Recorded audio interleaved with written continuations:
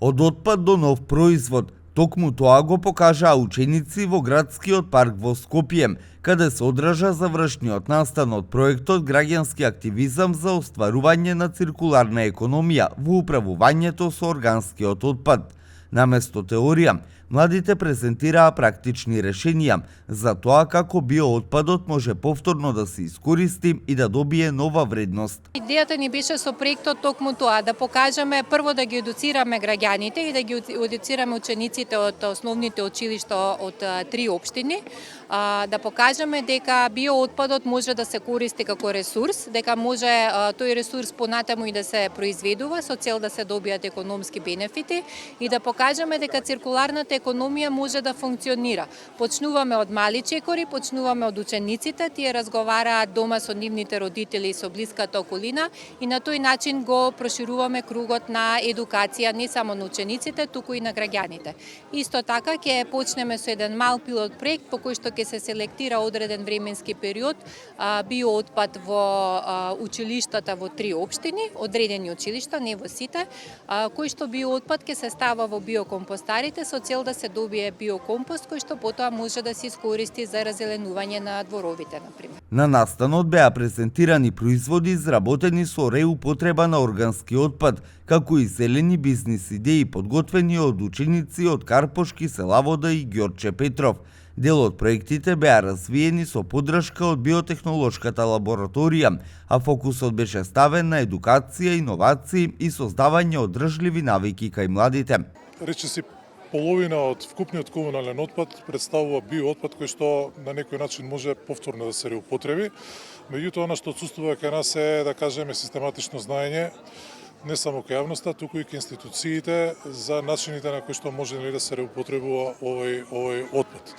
Една од целите покрај другото, значи да ги мотивираме и младите да земат активно учество во циркуларната економија преку развој на така наречени зелени бизнис идеи, преку кои што ќе представат некакви идеи за валоризација на биоотпадот преку представување на економски модели и производи кои што ќе најдат широка примена во секојдневието.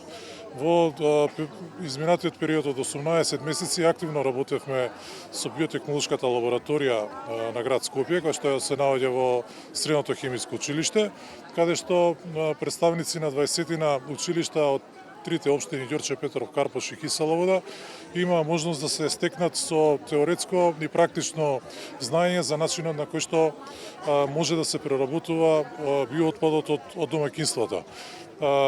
Целокупното знаење кулминираше денеска, каде што по претходно подготвени експерименти практично креиравме еден вид надпревар на кој што доделивме награди за првите 3 добитници, меѓутоа подеднакво го уважуваме и ангажманот и знаењето на останатите учесници, така да доделивме, да кажеме, благодарници не само до учениците, туку и до училиштата и до општините, и сметаме дека ваквата практика треба да продолжи не само во овие 3 општини, туку на територијата на целиот град и на целата територија на нашата држава. Морам да ги издвојам, значи првото место беше прилично, да кажам, и захтевно од техничко-технолошки аспект.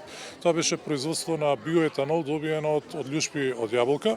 Самиот процес, технолошки процес подразбира подолг временски период на подготовка на самата материја, која што понатаму преку дестилација ќе се добие биоетанол.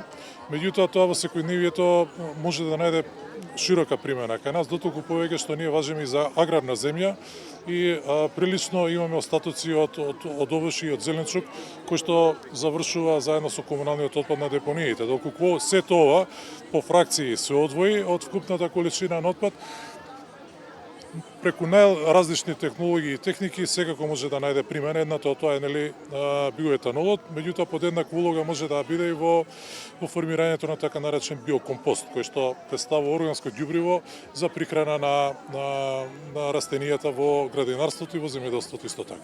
Проектот кој се реализираше 2 години беше со јасна цел да се поттикне циркуларната економија и поодговорно управување со органскиот отпад.